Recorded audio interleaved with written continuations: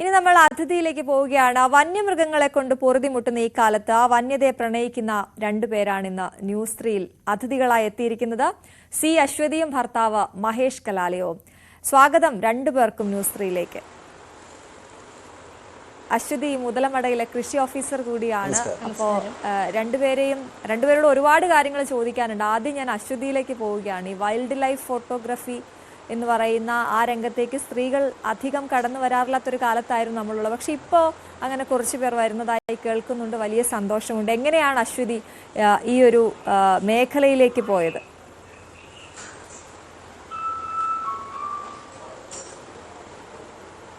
പറഞ്ഞത് ശരിയാണ്. ഈ വൈൽഡ് ലൈഫ് ഫോട്ടോഗ്രാഫിയിലേക്ക് വനിതകൾ വളരെ കുറവാണ് കടന്നു വരാറുള്ളത്. എനിക്ക് ആദ്യം തന്നെ ഈ വൈൽഡ് ലൈഫ് ഫോട്ടോഗ്രാഫി എന്നുള്ള ഫീൽഡിൽ വരുന്നതിന് മുമ്പ് തന്നെ കാടിനോടുള്ളൊരു ഇഷ്ടം, അതാണ് നമ്മൾ ഈ ഫോട്ടോഗ്രാഫി എന്നുള്ള ഫീൽഡിലേക്ക് നമ്മളെ എത്തിക്കാൻ സഹായിച്ചതും. 7ാം ക്ലാസ്സിൽ പഠിക്കുമ്പോഴാണ് ഞാൻ ആദ്യമായിട്ടൊരു കാട്ടിൽ പോകുന്നത്. അത് എൻ്റെ അച്ഛൻ ഇപ്പോൾ ഒരു റിട്ടയർഡ് വില്ലേജ് ഓഫീസറാണ്. അപ്പോൾ അച്ഛൻ ജോലി ചെയ്തിരുന്ന സമയത്ത് ഒരു വെക്കേഷൻ കാലത്ത് അച്ഛൻ്റെ കൂടെ ഞാൻ പറമ്പിക്കുളത്തേക്ക് പോകുന്നു. അങ്ങനെ ആദ്യമായിട്ട് ചെറിയ പ്രായത്തിൽ തന്നെ പറമ്പിക്കുളത്തിൽ നിന്നുണ്ടായ ഒരു അനുഭവം, അവിടുത്തെ കാഴ്ചകളും എന്നെ കാടിലേക്ക് കൂടുതൽ അടുക്കാൻ പ്രേരിപ്പിച്ചു. പിന്നെ അതിനുശേഷം പിന്നെ കൃഷിയാണ്, അഗ്രികൾച്ചറിലാണ് ബിരുദമുള്ളത്. അപ്പോൾ കൃഷിയുടെ പഠനകാലത്തും നമുക്ക് ഒട്ടേറെ യാത്രകളെല്ലാം ഉണ്ടായിരുന്നു. പിന്നെ കൃഷിയും കാടും എല്ലാം ഒന്നിച്ചു കിടക്കുന്ന ഒരു ഇത് തന്നെയാണല്ലോ. അപ്പോൾ അതിൻ്റെ ഭാഗമായി ഒരുപാട് യാത്രകൾ പഠനകാലത്ത് തന്നെ ഇന്ത്യയിലുടനീളം പല സംസ്ഥാനങ്ങളിൽ യാത്ര ചെയ്തു, പല കാടുകളും കണ്ടു. പിന്നീട് വീണ്ടും ഇതേ ഒരു മേഖലയിൽ തന്നെ ജോലി കിട്ടി വന്നപ്പോൾ കൂടുതൽ കാടുമായി അടുത്തു. ഓക്കെ, മഹേഷിലേക്ക് പോവുകയാണെങ്കിൽ മഹേഷ്, അശ്വതി എങ്ങനെയാണ് കാടുമായി ബന്ധപ്പെട്ടൊക്കെ എത്തിയതെന്ന കഥ പറയുമ്പോൾ നിങ്ങൾ രണ്ടുപേരും എങ്ങനെ ഒരുമിച്ചു എന്നുകൂടി ഒന്ന് മഹേഷ് പറയണം. ഒപ്പം മഹേഷ് എങ്ങനെയാണ് ഫോട്ടോഗ്രാഫിയിലേക്ക് എത്തിയത്, അത് വൈൽഡ് ലൈഫ് ഫോട്ടോഗ്രാഫിയിലേക്ക് മാറിയത്?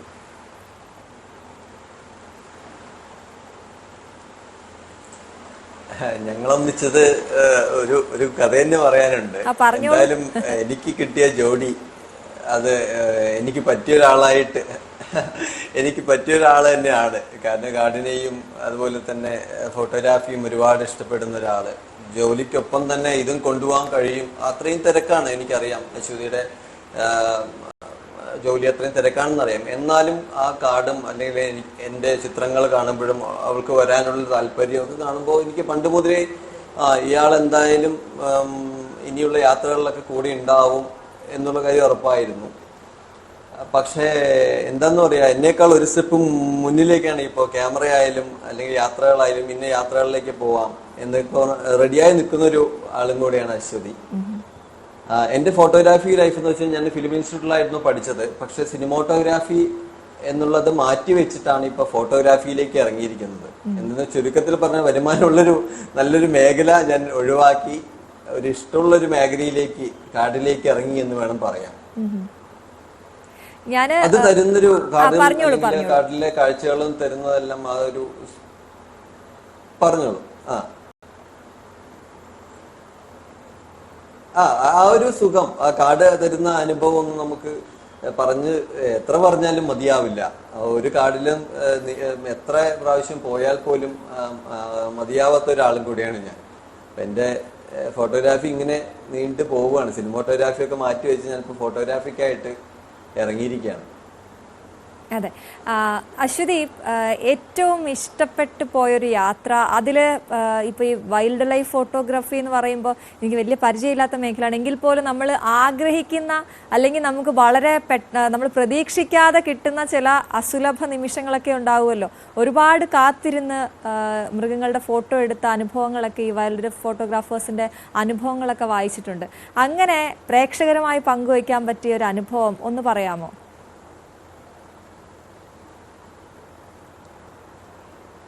അങ്ങനെ ഈ അടുത്ത് തന്നെ ഒരു അനുഭവം ഉണ്ടായി. കാരണം നമ്മൾ സ്ഥിരം സഞ്ചരിക്കുന്ന ഒരു കാട് പറമ്പിക്കുളം തന്നെയാണ്. അത് മുതലമട പഞ്ചായത്തിലെ കൃഷി ഓഫീസറായിരിക്കുന്നത് കൊണ്ട് തന്നെ നമുക്ക് ഒരുപാട് കർഷകരവിടെയുണ്ട്, നിരന്തരമായി യാത്ര ചെയ്യുന്നുണ്ട്. അതിൻ്റെ ഭാഗമായി പോകുന്ന യാത്രയിൽ കിട്ടുന്ന സമയം ചിത്രങ്ങൾ എടുക്കാൻ കൂടെ ശ്രമിക്കാറുണ്ട്. മൊബൈലിലാണെങ്കിലും ക്യാമറയിലാണെങ്കിലും ഒക്കെ ചിത്രങ്ങൾ എടുക്കാൻ സഹായിക്കാറുണ്ട്.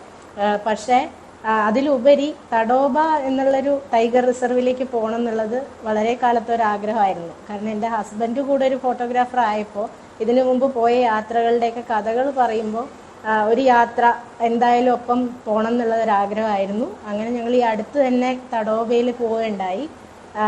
തടോബ എന്നുള്ളൊരു കാടിനകത്ത് കയറുമ്പോഴാണ് നമുക്ക് ഒരുപാട്, നമ്മൾ സാധാരണയുള്ളൊരു സാഹചര്യമല്ല. വെറുതെ നമ്മൾ പോയാൽ ഒരു ഫോട്ടോ പ്രതീക്ഷിച്ച് ഒരിക്കലും നമ്മളൊരു കാട് കയറരുത് എന്ന് പഠിപ്പിക്കുന്ന ഒരു ടൈഗർ റിസർവ് കൂടെയാണത്. കാരണം നമ്മൾ മണിക്കൂറുകളോളം, ഞങ്ങളുടെ ഒരു അനുഭവം പറയുകയാണെങ്കിൽ ഒരു കടുവയുടെ ചിത്രം കിട്ടാനായി 2 ദിവസത്തോളം കാത്തിരിക്കേണ്ടി വന്നു എന്നുള്ളൊരു അനുഭവം കൂടി ഈ പ്രാവശ്യം ഉണ്ടായി.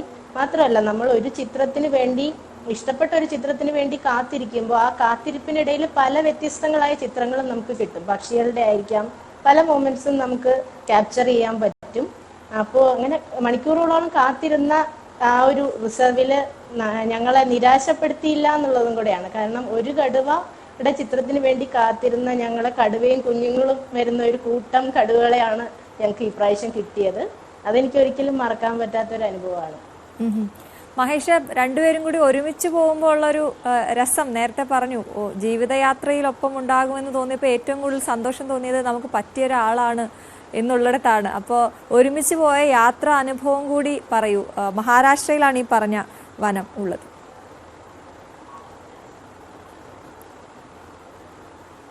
അതെ, തടോബ തന്നെ. ഇയാളെ നമുക്ക് പറയണേ ഇന്നൊരു യാത്ര പോകണം, അപ്പൊ ലീവ് ഒക്കെ കിട്ടുമെന്നൊക്കെയാണ് നമ്മൾ അടുത്തൊരു. അപ്പൊ പറയുന്നത് യാത്രക്കില്ല, ലീവ് റെഡിയാണ്, ബാക്കി പല കാര്യങ്ങൾക്കും ചോദിച്ചു കഴിഞ്ഞാൽ ലീവ് ഇല്ല എന്ന് പറയുന്നതാണ്. യാത്രക്ക് കയറുമ്പോൾ ലീവ് എടുത്തിട്ടായാലും പുള്ളിക്കാരി വരും.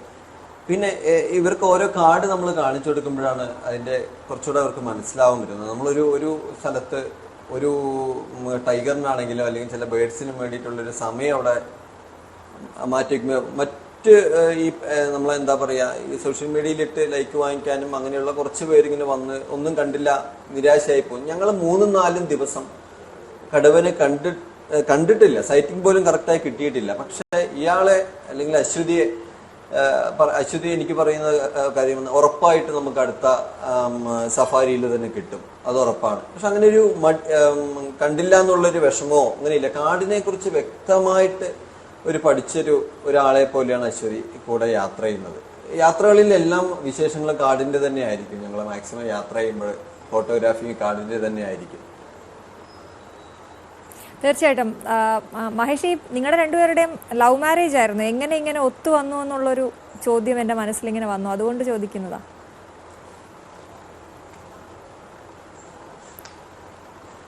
ഞങ്ങള് പണ്ട് മുതലേ അറിയുന്നവരാണ് എന്ന് വേണം പറയാൻ. അശ്വതി ഇവിടെയാണ്, ഞങ്ങള് കൊല്ലങ്കോടാണ് 10ാം ക്ലാസ് വരെ പഠിച്ചത്. ചേർത്തലയിലായിരുന്നു ഇവരെ വീടുള്ളത്. പക്ഷെ 10ാം ക്ലാസ് വരെ കൊല്ലങ്കോടാണ് പഠിച്ചത്. ഞങ്ങൾ അന്ന് പണ്ട് മുതലേ സുഹൃത്തുക്കളായിരുന്നു. എനിക്കിതൊന്നും അശ്വതിയെ നോക്കിയൊന്ന് ചിരിക്കുന്നുണ്ട്. ബാക്കി അശ്വതി പറയട്ടെ എന്നാണോ?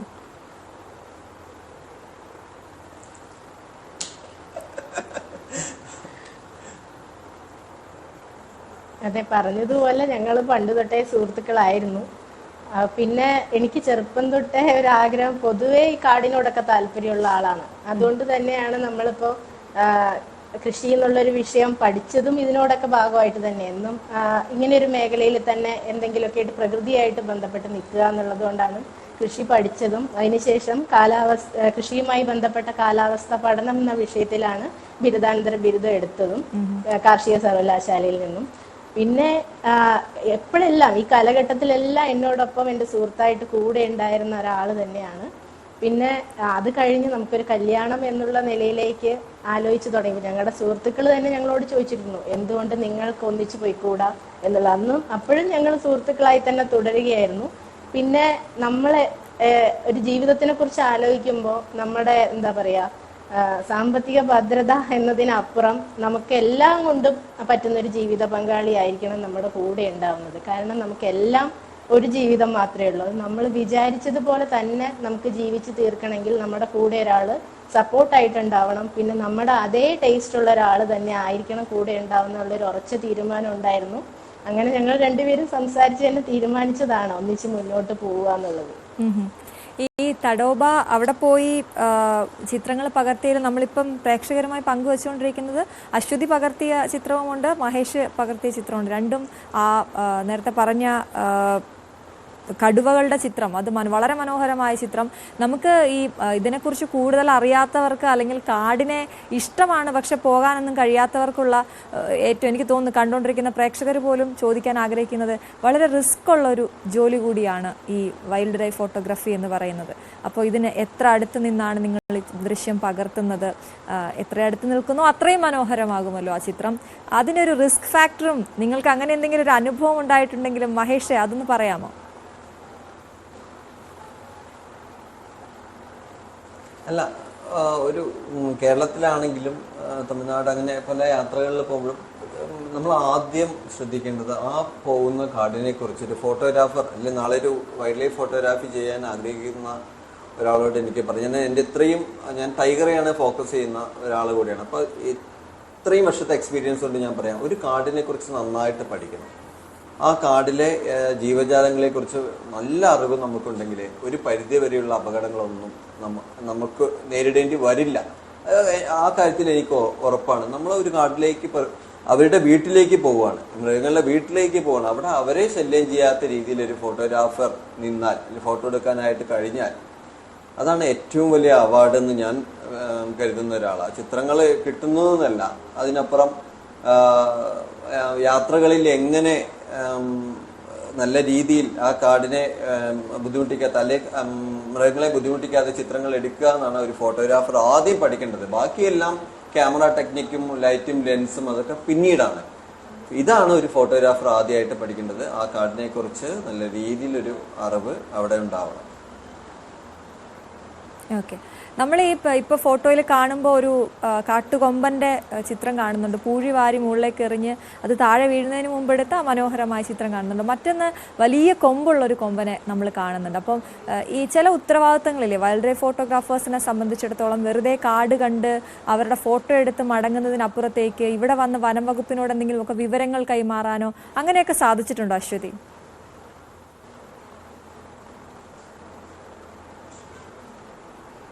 അങ്ങനെ എന്ന് പറഞ്ഞാൽ ഞാൻ ഏറ്റവും കൂടുതൽ ഞാൻ പറഞ്ഞല്ലോ പറമ്പിക്കുളം ടൈഗർ റിസർവുമായിട്ട് ബന്ധപ്പെട്ട് പ്രവർത്തിക്കുന്ന ഒരാളുകൂടെയാണ് കൃഷി ഓഫീസർ എന്ന നിലയിൽ. അപ്പൊ ഞങ്ങളുടെ ഒരു യാത്രകളിൽ ഞങ്ങൾ പോകുന്ന ഇപ്പൊ കാടിനകത്തേക്കാണെങ്കിലും നമുക്ക് അവിടെ കർഷകർ കൃഷി ചെയ്യുന്ന ഉൾക്കാടുകളിലുണ്ട്, കൃഷിയുണ്ട്. അപ്പൊ അവിടെ പോകുമ്പോഴാണെങ്കിൽ നമ്മൾ ഈ വന്യജീവികളുടെ ഫോട്ടോ എടുത്തും പോകുന്ന വഴികളിൽ ഈ വന്യജീവികളെയൊക്കെ അഭിമുഖീകരിച്ചുമാണ് പോയിക്കൊണ്ടിരിക്കുന്നത്. അപ്പൊ നമുക്ക് അവിടുന്ന് ഭാഗത്തുനിന്ന് ടൈഗർ റിസർവിന്റെ ഭാഗത്തുനിന്ന് തരുന്ന ഒരു സപ്പോർട്ട് ഉണ്ട്. പറമ്പിക്കുളം ടൈഗർ റിസർവിന്റെ സ്റ്റാഫ് ആയിക്കോട്ടെ, ഹയർ അതോറിറ്റീസ് ആയിക്കോട്ടെ, അവരുടെ കർഷകരായിക്കോട്ടെ, എല്ലാവരും.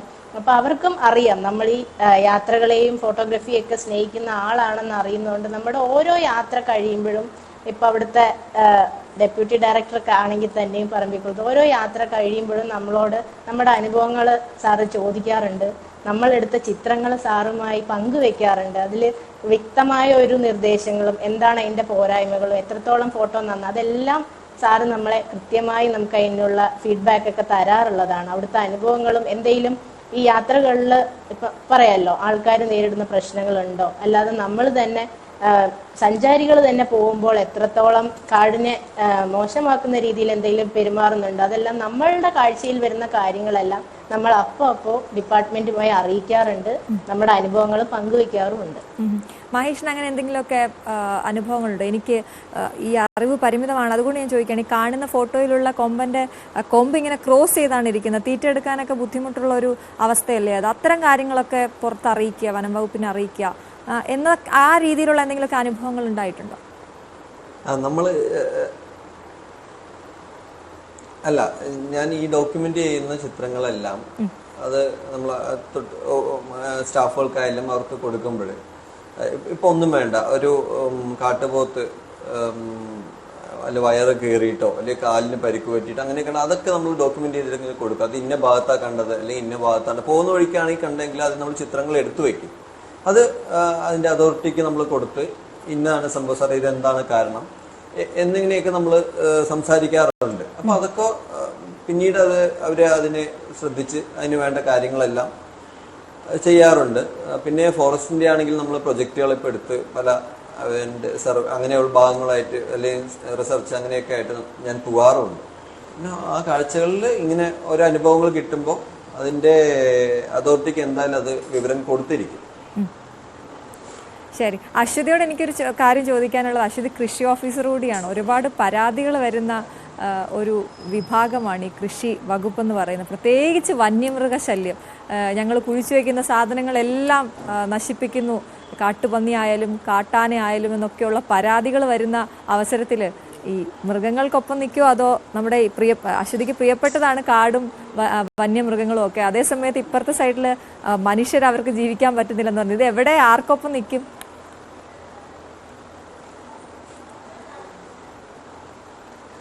പറഞ്ഞതുപോലെ രണ്ടും എനിക്ക് പ്രിയപ്പെട്ടവർ തന്നെയാണ്. ഈ വിഷയത്തിൽ പലപ്പോഴും ഞങ്ങൾ ഒന്നിച്ചിരുന്ന് ഫോറസ്റ്റ് ഡിപ്പാർട്ട്മെന്റുമായിട്ട് ഇങ്ങനെ ഓരോ വിഷയങ്ങൾ ഉണ്ടാകുമ്പോൾ സംസാരിക്കുന്നതാണ്. മനുഷ്യജീവനെ നമുക്ക് ചെറുതാക്കി കാണാൻ പറ്റില്ല. അപ്പോൾ അത് സംരക്ഷിക്കുന്ന രീതിയിൽ എന്താണോ കൃഷി രീതിയിൽ മാറ്റം വരുന്നത്, അതേപോലെ തന്നെ അവർക്ക് എന്തെങ്കിലും നാശനഷ്ടങ്ങൾ സംഭവിച്ചിട്ടുണ്ടെങ്കിൽ എത്രയും പെട്ടെന്ന് തന്നെ അതിനൊരു ധനസഹായം എത്തിച്ചു കൊടുക്കുക എന്നുള്ള രീതിയിലൊക്കെ നമ്മൾ അപ്പം തന്നെ ഫോറസ്റ്റ് ഡിപ്പാർട്ട്മെന്റിനെ വിളിച്ച് സംസാരിക്കുക. അവർ നമ്മളോട് ആ സ്പോട്ടിൽ തന്നെ വന്ന് അതിന്റെ കാര്യങ്ങൾ നോക്കി നല്ല സഹകരണത്തിലാണ് ഇപ്പം മുന്നോട്ട് പോയിക്കൊണ്ടിരിക്കുന്നത്. ഈ കൃഷി ഓഫീസറും വൈൽഡ് ലൈഫ് ഫോട്ടോഗ്രാഫിയും അത് രണ്ടും നേരത്തെ പറഞ്ഞ പോലെ കാടും കൃഷിയും ഒക്കെ ചേർന്ന് കിടക്കുന്നതാണെന്ന് പറയുമ്പോൾ അതിൻ്റെ ഒരു ഗുണം, ഇപ്പം കാടിനെ അറിയുന്നതിൻ്റെ ഒരു ഗുണം അത് താങ്കളുടെ ജോലിയിൽ പ്രതിഫലിക്കുന്നുണ്ടോ? എപ്പോഴും ഗുണകരമാകാറുണ്ടോ അത്?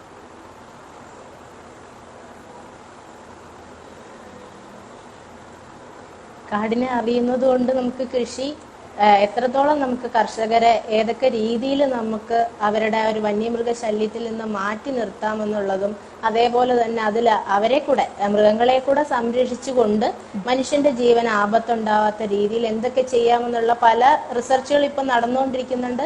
അതിന്റെ പല ഭാഗങ്ങളിൽ നിന്നുള്ള ഓരോ ഘട്ടം ഘട്ടമായിട്ടുള്ള പ്രവർത്തനങ്ങളും നമ്മൾ മുതലമടയിൽ ചെയ്യാൻ വേണ്ടി ശ്രമിച്ചുകൊണ്ടിരിക്കുകയാണ് സയന്റിസ്റ്റിന്റെ സഹായത്തോടെയൊക്കെ. മഹേഷിനോട് ചോദിക്കാനുള്ളത്, വെഡ്ഡിങ് ഫോട്ടോഗ്രാഫി ഒക്കെ ചെയ്തിട്ടുണ്ടായിരുന്ന ആളാണ്. നേരത്തെ പറഞ്ഞ സിനിമോറ്റോഗ്രഫിയിലേക്കൊക്കെ പോയിരുന്നു, പക്ഷേ പാഷൻ എന്ന് പറയുന്നത് വൈൽഡ് ലൈഫ് ഫോട്ടോഗ്രാഫി ആണെന്ന് പറഞ്ഞു. ഈ മൃഗങ്ങളും മനുഷ്യരും ഈ ക്യാമറയുടെ ലെൻസിന് മുന്നിലേക്ക് വരുമ്പോൾ താങ്കളുടെ എന്താണ് അതിലൊരു വേർതിരിവ് അല്ലെങ്കിൽ ഒരു വ്യത്യാസം താങ്കൾ കാണുന്നത്?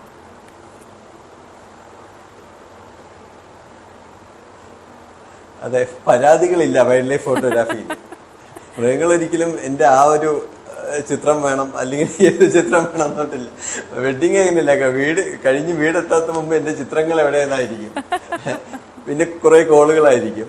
എന്തായാലും എനിക്കിവിടെ 45 വർഷമായിട്ടുള്ള ഒരു സ്ഥാപനമുണ്ട് ഇവിടെ. അച്ഛനായിട്ട് തുടങ്ങിയതാണ്. പറഞ്ഞോളൂ.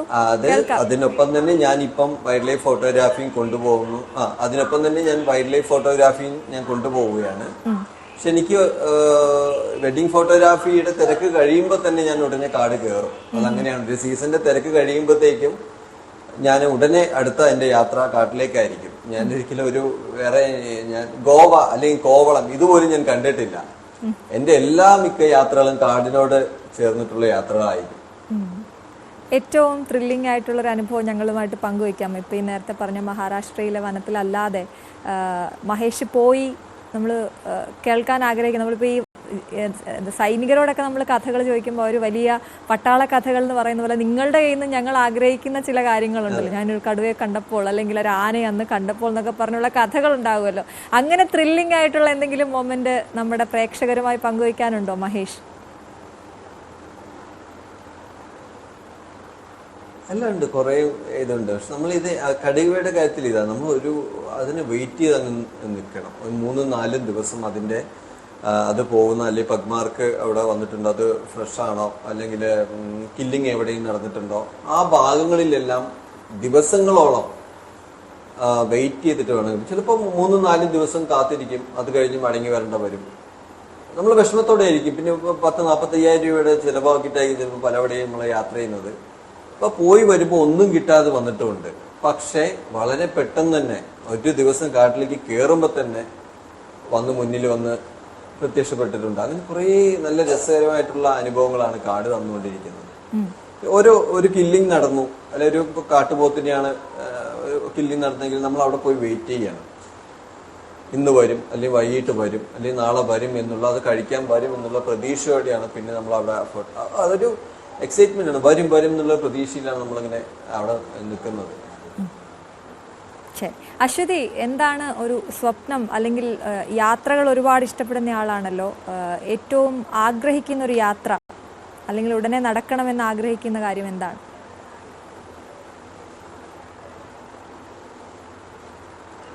യാത്രകൾ ഒരുപാട് സ്നേഹിക്കുന്നു, പ്രത്യേകിച്ച് വൈൽഡ് ലൈഫ് ഫോട്ടോഗ്രാഫി, വന്യമൃഗങ്ങളെല്ലാം കാണണം എന്ന് ആഗ്രഹിക്കുന്ന എല്ലാവരും ആഗ്രഹിക്കുന്ന ഒരു ഇത് തന്നെയാണ്. എൻ്റെ വളരെ ചെറുപ്പം തൊട്ടുള്ള ഒരു ആഗ്രഹമാണ് മാസൈ മാരയിൽ പോവുക എന്നുള്ളത്. അത് ഏറ്റവും കൂടുതൽ എന്താന്ന് വെച്ചാൽ എനിക്ക് കിട്ടിയ ജീവിത പങ്കാളിയുടെയും ആഗ്രഹം അത് തന്നെയാണ് എന്ന് കല്യാണത്തിന് ശേഷം അറിഞ്ഞപ്പോൾ വളരെ സന്തോഷം തോന്നി. കാരണം പോകാൻ റെഡി ആയിട്ട് ഒരാൾ കൂടെ ഉള്ളപ്പോൾ എത്രയും വേഗം പോവുക എന്നുള്ളതാണ്. കാരണം എല്ലാവരും ജീവിതത്തിൽ ഒരിക്കലെങ്കിലും കണ്ടിരിക്കേണ്ട ഒരു കാടാണ് മാസൈ മാര. വന്യജീവികളെയും കാടിനെയും സ്നേഹിക്കുന്ന എല്ലാവർക്കും നല്ലൊരു അനുഭവം തരുന്ന കാടായിരിക്കും മാസൈ മാര. മഹേഷ്, എന്നാണ് അശ്വതിയും കൂട്ടി അങ്ങോട്ടേക്ക് പോകുന്നത്? യാത്ര പ്ലാൻ ചെയ്തോ? ഈ വർഷം തന്നെ ഉണ്ടാവും. കഴിഞ്ഞ വർഷം ഞങ്ങൾക്കൊരു പോകാൻ കഴിഞ്ഞില്ല. അച്ഛന് ആരോഗ്യ പ്രശ്നങ്ങളൊക്കെ ആയിട്ട് ഞങ്ങൾ ഹോസ്പിറ്റലും അങ്ങനെയൊക്കെ ആയി അത് മാറ്റിവെക്കേണ്ട വന്നു. പക്ഷെ ഈ വർഷം ഉടനെ തന്നെ ഞങ്ങൾ കാല് കുത്തിയിരിക്കും എന്നുള്ളൊരു തീരുമാനത്തിലേക്ക് എത്തിയിട്ടുണ്ട്. വലിയ സന്തോഷമാണ് കേൾക്കുമ്പോൾ. ഈ കാട്ടിലേക്ക് പോകുമ്പോൾ ഈ പറഞ്ഞ പോലെ ആരോഗ്യം വളരെ നന്നായിട്ട് നോക്കണമല്ലോ, അല്ലേ? ഇപ്പോൾ ഒറ്റയ്ക്ക് പോകുമ്പോൾ നിങ്ങൾ രണ്ടുപേരും പോകുമ്പോൾ അങ്ങോട്ടും ഇങ്ങോട്ടും പരിചരിക്കാമെന്ന് വിചാരിക്കാം, പക്ഷേ അല്ലേ, അതിനെക്കുറിച്ചൊന്ന് പറയാമോ? എങ്ങനെയാണ് ഫിറ്റായിട്ടിരിക്കുന്ന ഒരാൾക്കല്ലേ അത്തരത്തിൽ യാത്ര പോകാനും കാട് കയറാനും ഒക്കെ പറ്റുള്ളൂ? അതെ, നമ്മൾ അത്യാവശ്യം വേണ്ട എല്ലാ സാധനങ്ങളും കരുതിയിട്ട് വേണം. മെഡിക്കലാണെങ്കിലും അല്ലെങ്കിൽ അതിനു മുമ്പ് ആരോഗ്യ പ്രശ്നങ്ങൾ ഉണ്ടെങ്കിൽ യാത്ര മാറ്റി വെക്കുന്നതാണ് ഏറ്റവും നല്ലത്. കാരണം നമ്മൾ പോകുന്ന സ്ഥലങ്ങളിലൊന്നും നല്ലൊരു ഹോസ്പിറ്റൽ ഉണ്ടാവണമെന്നില്ല. ഇന്ത്യയിലാണെങ്കിലും അറിയാലോ, മിക്ക കാടുകളിലും ഒരു ഹോസ്പിറ്റൽ സംവിധാനത്തിന് തന്നെ ചിലപ്പോൾ 6-7 മണിക്കൂറോളം ട്രാവൽ ചെയ്യേണ്ടി വരും. ആരോഗ്യ പ്രശ്നങ്ങൾ ഒരു അത്യാവശ്യം ഹോസ്പിറ്റൽ സൗകര്യം ഉള്ള കാടുകളിൽ, അടുത്തുള്ള കാടുകളിൽ പോകുന്നതായിരിക്കും നല്ലത്. പിന്നെ ഇങ്ങനെ പോകുമ്പോൾ മെഡിക്കൽ ചെക്കപ്പുകൾ അല്ലെങ്കിൽ നമുക്ക് വേണ്ട മരുന്നുകളും എല്ലാം, അല്ലെങ്കിൽ നല്ല പോഷക ആഹാരങ്ങളും കയ്യിൽ നമ്മൾ എക്സ്ട്രാ അവിടെ കിട്ടും, എന്നാലും കയ്യിൽ കരുതി വേണം നമ്മൾ യാത്ര ചെയ്യാൻ. ശരി, അപ്പോൾ എന്തായാലും രണ്ടുപേരും ഞങ്ങൾക്ക് അതിഥിയായി എത്തിയതിന് വളരെയധികം നന്ദി. ഒപ്പം നിങ്ങളുടെ സ്വപ്നയാത്ര അത് ഉടനെ നടക്കട്ടെ എന്ന് ഞങ്ങളും കൂടി പ്രാർത്ഥിക്കുകയാണ്, ആശംസിക്കുകയാണ്. എല്ലാവിധ ആശംസകളും. Thank you so much. Thank you.